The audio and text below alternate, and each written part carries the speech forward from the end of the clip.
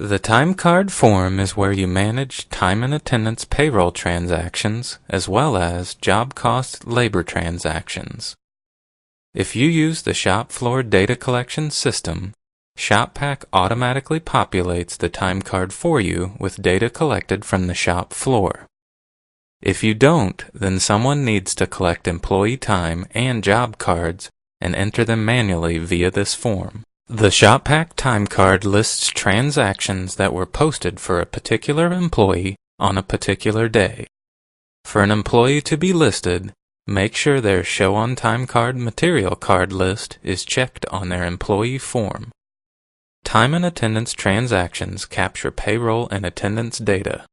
These transactions are used for calculating payroll and to pinpoint when an hourly employee was on the clock.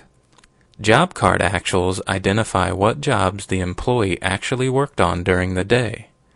At a minimum, each transaction identifies the job item, and work order the employee spent time working on. If you wish, you can also capture the specific operation the employee performed. This is recommended so you can see hours for a particular operation and/or department across all jobs and employees. In the upper left corner of the form, you'll see Card Date. Use Card Date to display the transactions that were posted for a particular day.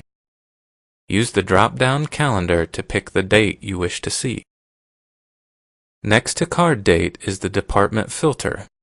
If you select All, then all employees are listed. If you select a particular department, then only employees from that department are shown. Place employees in a primary department via the Define Employee menu. To see a particular employee's time and job cost transactions, or add new transactions to an employee, select the employee with your mouse. You'll notice that the name of the currently selected employee appears in the upper right-hand area of the form. If Job Card is checked, it means the employee has at least one labor job cost transaction for the selected date. If Approved Job Card is checked, it means that the employee's labor job cost card has been reviewed and approved for that date. To create a new time and attendance transaction, make sure you have the correct employee highlighted and then right-click the time and attendance grid. Select New from the pop-up menu. This brings up the Time Clock Entry dialog box. The only required fields are total time and type. If you enter start and end times, ShopPAK automatically calculates and fills in total time.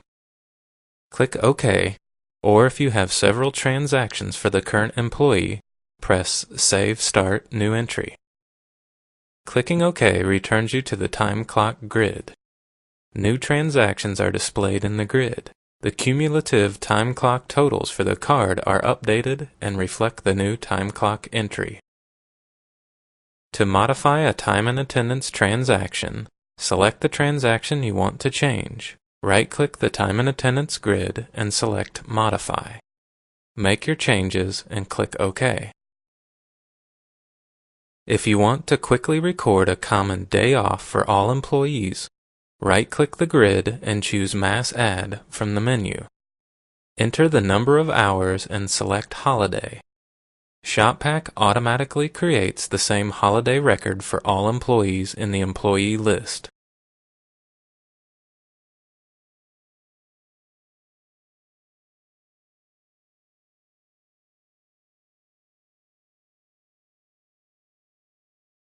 To create a new job cost transaction, make sure you have the correct employee highlighted and then right-click in the job cost grid. Select New from the pop-up menu. This brings up the Labor Cost Entry dialog box. Identify the work order the employee worked on. Either key the work order in or click the Jobs button to choose the work order from a list.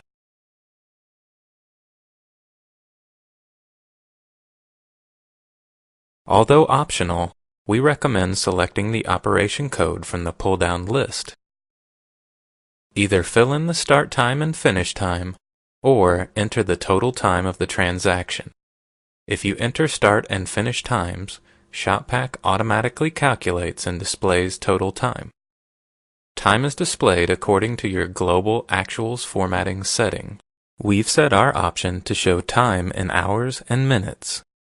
Optionally, enter the number of units finished, whether the work order was finished, and the % complete. Press Save Start New Entry if you want to add multiple transactions for the current employee. Otherwise, click OK to finish. To modify an existing job cost transaction, select the transaction you want to change. Right-click the job cost grid and select Modify.